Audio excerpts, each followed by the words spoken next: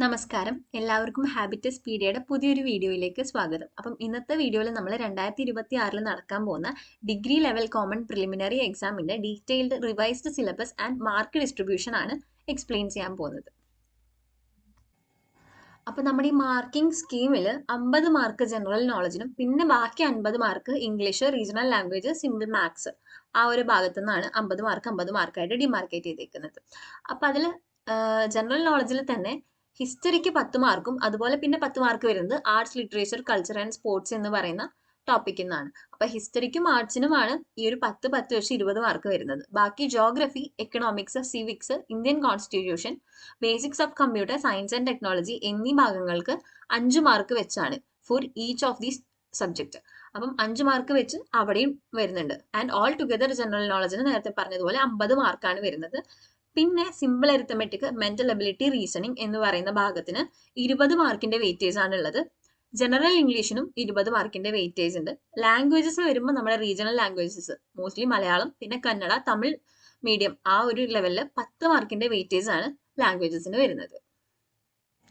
ഇനി സിലബസിന്റെ ഡീറ്റെയിൽസിലേക്ക് നമ്മൾ പോകുമ്പോൾ ഹിസ്റ്ററി തന്നെ ഈ 10 മാർക്കിന് എന്ന് പറയുമ്പോൾ അതിന്റെ 3 ഭാഗങ്ങളിൽ നിന്ന് 3 സെക്ഷൻസിൽ നിന്ന് വരുന്നുണ്ട്. Kerala history, Indian history, world history and ഇതിനോട് റിലേറ്റഡ് ആയിട്ടുള്ള റെലവെന്റ് ആയിട്ടുള്ള കറന്റ് അഫയേഴ്സും ചോദിക്കും.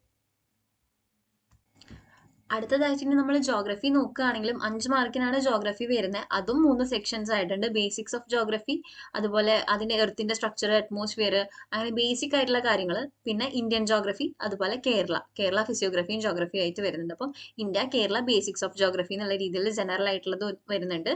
പിന്നെ അതുകൂടാതെ റിലേറ്റഡ് ആയിട്ടുള്ള കറന്റ് അഫയേഴ്സും ജോഗ്രഫിയിൽ നിന്ന് ചോദിക്കും. ഇനി എക്കണോമിക്സ് ആണെങ്കിലും 5 മാർക്കിനാണ്. അതിൽ വരുന്ന topics national income, per capital income, NITI Aayog തുടങ്ങി നമ്മുടെ ടെക്സ്റ്റ് ബുക്കിലുള്ള SCERT ടെക്സ്റ്റ് ബുക്കിലുള്ള ഏരിയാസിൽ നിന്ന് തന്നെയാണ് ചോദിക്കുന്നത്. സിവിക്സ് ആണെങ്കിലും ഈ പറഞ്ഞ പോലെ 5 മാർക്കിനാണ്. പബ്ലിക് അഡ്മിനിസ്ട്രേഷൻ, ഇ ഗവേണൻസ്, അതുപോലെ election, political parties, human rights, ഇതെല്ലാം നമ്മുടെ ടെക്സ്റ്റിൽ SCERT ടെക്സ്റ്റിൽ കൊടുത്തേക്കുന്ന ഏരിയയിൽ നിന്ന് തന്നെ നമുക്ക് കവർ ചെയ്ത് പോകാൻ പറ്റുന്ന ടോപ്പിക്സ് ആണ്. ആൻഡ് ഇതിനോട് റിലേറ്റഡ് ആയിട്ടുള്ള കറന്റ് അഫയേഴ്സും നമ്മൾ നോക്കേണ്ടതുണ്ട്. പിന്നെ ഇനി 5 മാർക്കിന് വരുന്നത് ഇന്ത്യൻ കോൺസ്റ്റിറ്റ്യൂഷൻ ആണ്. അപ്പൊ ഇതിന്റെ ഡീറ്റെയിൽ ആയിട്ടുള്ള എക്സ്പ്ലനേഷൻസും +1, +2 പൊളിറ്റിക്കൽ സയൻസ് ടെക്സ്റ്റിൽ അവൈലബിൾ ആണ്. അപ്പൊ അത് റെഫർ ചെയ്താൽ നമുക്ക് ഇന്ത്യൻ കോൺസ്റ്റിറ്റ്യൂഷന്റെ ഡീറ്റെയിൽ ആയിട്ടുള്ള കാര്യങ്ങൾ നമുക്ക് പഠിക്കാൻ പറ്റുന്നതാണ്. അത് റിലേറ്റഡ് ആയിട്ടുള്ള കറന്റ് അഫയേഴ്സും നോക്കണം. ഇനി 10 മാർക്കിന്റെ വെയിറ്റേജ് ഉള്ള ഒരു ഏരിയ ആണ് arts, sports and literature plus current affairs. അപ്പൊ അതിൽ കല എന്ന് പറയുമ്പോൾ കേരളത്തിലെ പ്രധാന ദൃശ്യശ്രാവ്യ കലകളും അവയുടെ ഉദ്ഭവം, വ്യാപനം, പരിശീലനം ഒക്കെ കാരണം ഫേമസ് ആയിട്ടുള്ള സ്ഥലങ്ങൾ, അതുപോലെ പ്രശസ്തരായിട്ടുള്ള സ്ഥാപനങ്ങൾ, വ്യക്തികൾ, കലാകാരന്മാർ, എഴുത്തുകാർ തുടങ്ങിയത് ആ കലയുമായി ബന്ധപ്പെട്ട ഈ കാര്യങ്ങളൊക്കെ നമ്മൾ കവർ ചെയ്തിരിക്കണം. ഇനി കായികം വരുമ്പം കായിക രംഗത്ത് ഫേമസ് ആയിട്ടുള്ള ആളുകൾ, ഇന്ത്യയിലും അതുപോലെ തന്നെ ലോകത്തിലെ തന്നെ പ്രധാനപ്പെട്ട കായിക താരങ്ങൾ, അവരുടെ കായിക ഇനങ്ങൾ ഏതൊക്കെയാണ്, അവരുടെ നേട്ടങ്ങൾ, അവർക്ക് ലഭിച്ചിട്ടുള്ള അവാർഡുകൾ അതൊക്കെ ഏതാണെന്ന് നമ്മൾ കവർ ചെയ്യണം. അതുപോലെ തന്നെ പ്രധാനപ്പെട്ട അവാർഡുകൾ ഏതൊക്കെയാണ്, അവാർഡ് ജേതാക്കൾ ആരാണ്, ഏത് മേഖലയിലെ പ്രകടനത്തിനാണ് ഈ അവാർഡ് നൽകുന്നത്, പ്രധാനപ്പെട്ട ട്രോഫികൾ ഏതൊക്കെയാണ്, ഏത് ബന്ധപ്പെട്ട മത്സരങ്ങൾക്കാണ്, കായിക ഇനങ്ങൾക്കാണ് ഇവ നൽകുന്നത്, കായിക ഇനങ്ങൾ ഏതൊക്കെയാണ്, അതിൽ പങ്കെടുക്കുന്ന കളിക്കാരുടെ എണ്ണം, അതൊക്കെ നമ്മൾ ഇമ്പോർട്ടന്റ് ആയിട്ട് കവർ ചെയ്യണം. അതുപോലെ തന്നെ ചില ഗെയിംസുമായിട്ട് ബന്ധപ്പെട്ട ടേംസ്, ഇപ്പൊ ക്രിക്കറ്റ്, വോളിബോൾ, ഹോക്കി എന്ന് പറയുന്ന കായിക ഇനങ്ങളൊക്കെ ആയിട്ട് അതുമായിട്ട് ബന്ധപ്പെട്ട ചില പദങ്ങൾ ചോദിക്കാറുണ്ട്. Olympics one of the important area ആണ് നമ്മൾ കവർ ചെയ്യേണ്ടത്. ഒളിമ്പിക്സിന്റെ വേദികൾ, അടിസ്ഥാന വിവരങ്ങൾ, ഒളിമ്പിക്സിലെ മെഡൽ നേടിയ കാര്യങ്ങൾ, ഒളിമ്പിക്സിലെ ശ്രദ്ധേയമായിട്ടുള്ള പ്രകടനങ്ങൾ ഏതൊക്കെയാണ്, അപ്പൊ അതൊക്കെ നമ്മൾ കവർ ചെയ്യണം. പിന്നെ ഒളിമ്പിക്സിനെ കൂടാതെ നമ്മൾ കവർ ചെയ്യേണ്ടതാണ് Asian Games, Afro Asian Games, Commonwealth Games, SAF Games. അപ്പൊ ഈ ഗെയിംസിന്റെ ഒക്കെ വേദികള്, പിന്നെ പങ്കെടുക്കുന്ന രാജ്യങ്ങൾ, പിന്നെ അവിടെ തന്നെ ഇന്ത്യയുടെ ശ്രദ്ധേയമായിട്ടുള്ള പ്രകടനം, അതുപോലെയുള്ള മറ്റു വസ്തുതകൾ, അതുപോലെ തന്നെ ഇന്ത്യയിലെ നാഷണൽ ഗെയിംസ്, ദേശീയ ഗെയിംസ്, അതുപോലെ ഗെയിംസ് ഇനങ്ങൾ, പിന്നെ ഓരോ രാജ്യത്തിന്റെയും ദേശീയ കായിക ഇനങ്ങൾ ഏതൊക്കെയാണ്, വിനോദങ്ങൾ ഏതൊക്കെയാണെന്ന് നമ്മൾ കവർ ചെയ്യണം. പിന്നെ നമ്മൾ ഇനി നോക്കാനുള്ളത് സാഹിത്യമാണ്. അപ്പൊ സാഹിത്യത്തിൽ നോക്കുമ്പോൾ മലയാളത്തിലെ പ്രധാന സാഹിത്യ പ്രസ്ഥാനങ്ങൾ, അവരുടെ ആദ്യ കൃതികളും കർത്താക്കളും ആരാണ് എന്നുള്ളതൊക്കെ കവർ ചെയ്യണം. പിന്നെ ഓരോ പ്രസ്ഥാനത്തിലെയും പ്രധാന കൃതികളും അവയുടെ കർത്താക്കളും, എഴുത്തുകാര്, തൂലികാ നാമങ്ങൾ, അവരുടെ അപരനാമങ്ങൾ, പിന്നെ കൃതികളും അതിലെ പ്രധാനപ്പെട്ട കഥാപാത്രങ്ങൾ, കേന്ദ്ര കഥാപാത്രങ്ങൾ ആരാണ്, പിന്നെ അതുപോലെ തന്നെ പ്രശസ്തമായ വരികളും അതിന്റെ എഴുത്തുകാരും. പിന്നെ വരുന്നത് മലയാള പത്രപ്രവർത്തനത്തിന്റെ ആരംഭം, അതിന് തുടക്കം കുറിച്ചവർ, ആനുകാലികങ്ങൾ, അതിന്റെ ഫൗണ്ടേഴ്സ് ആരാ, അങ്ങനെയൊക്കെ ചോദിക്കാം. പിന്നെ പ്രധാനപ്പെട്ട അവാർഡുകൾ, ബഹുമതികൾ, അതിന് അർഹനായ എഴുത്തുകാരെ, അവരുടെ കൃതികൾ ഏതൊക്കെ. അതുപോലെ പിന്നെ വരുന്ന ഇമ്പോർട്ടന്റ് ആയിട്ടുള്ള ഒരു ഏരിയ ആണ് ജ്ഞാനപീഠം നേടിയ മലയാളികളും അവരോട് റിലേറ്റഡ് ആയിട്ടുള്ള ഫാക്ട്സും.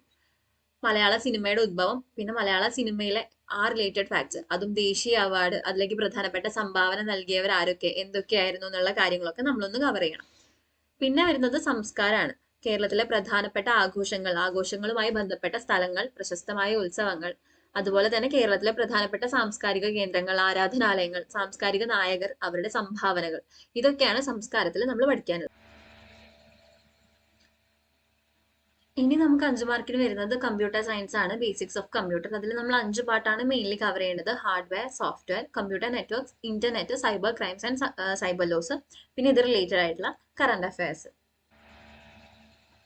പിന്നെ 5 മാർക്കിന് വരുന്ന ഏരിയ സയൻസ് ആൻഡ് ടെക്നോളജി ആണ്. അതിൽ തന്നെ സയൻസ് ആൻഡ് ടെക്നോളജിന്റെ നേച്ചർ, സ്കോപ്പ്, അതിന്റെ ബേസിക്സ്, അങ്ങനെയുള്ള കാര്യങ്ങൾ, അതുപോലെ technology in space and defence, energy requirement and efficiency, especially ഇന്ത്യയിൽ, അതുപോലെ എൻവയോൺമെന്റൽ സയൻസ്, അതിൽ തന്നെ ബയോഡൈവേഴ്സിറ്റിന്റെ ഏരിയ കുറച്ചും കൂടെ നമ്മൾ ഫോക്കസ് ചെയ്ത് പഠിക്കേണ്ടതാണ്. പിന്നെ ഇതിനോട് റിലേറ്റഡ് ആയിട്ടുള്ള കറണ്ട് അഫയേഴ്സും കവർ ചെയ്യണം. ഇനി simple maths, simple arithmetic and mental ability എന്നാണ് 20 മാർക്ക് വരുന്നത്. അപ്പൊ അതിൽ സിമ്പിൾ അരിത്തമെറ്റിക്കിൽ നമ്മൾ ബേസിക്കലി നമ്മുടെ SCRT ടെക്സ്റ്റിൽ നിന്ന് നമ്മൾ പഠിച്ചിട്ടുള്ള കാര്യങ്ങൾ തന്നെയാണ്. ഇത് numbers and basic operations, fractions, decimal, percentage, profit and loss, simple and compound interest, ratio and proportion, time and distance, time and work average, laws of exponents, mensuration, progressions. അപ്പൊ ഈ ഒരു കാര്യങ്ങളാണ് സിമ്പിൾ അരിത്തമെറ്റിക്കിൽ വരുന്നത്. പിന്നെ 10 മാർക്കിന് മെന്റൽ എബിലിറ്റി വരുന്നുണ്ട്. അപ്പൊ അതിൽ മെന്റൽ എബിലിറ്റിക്ക് ഈ വരുന്നത് series, problems of mathematics, science, analogy, odd man out, അതുപോലെ തന്നെ coding, decoding, family relation, sense of direction, time and angles, time in A clock and it's reflection, date and calendar, clerical ability. അപ്പം ഇത്രയാണ് മാത്സിന്റെ ഏരിയയിൽ നിന്ന് വരുന്നത്. പിന്നെ 20 മാർക്കിന് ഇനി വെയിറ്റേജ് വരുന്നത് ജനറൽ ഇംഗ്ലീഷിലാണ്. അതിൽ തന്നെ 10 മാർക്ക് ഗ്രാമറിനും 10 മാർക്ക് വൊക്കാബുലറിക്കാണ്. അപ്പോൾ വൊക്കാബുലറിയിലാണ് ഈ സിനോണിംസ്, ആന്റോണിംസ്, അതുപോലെ സ്പെല്ലിംഗ് ടെസ്റ്റ് ഒക്കെ വരിക.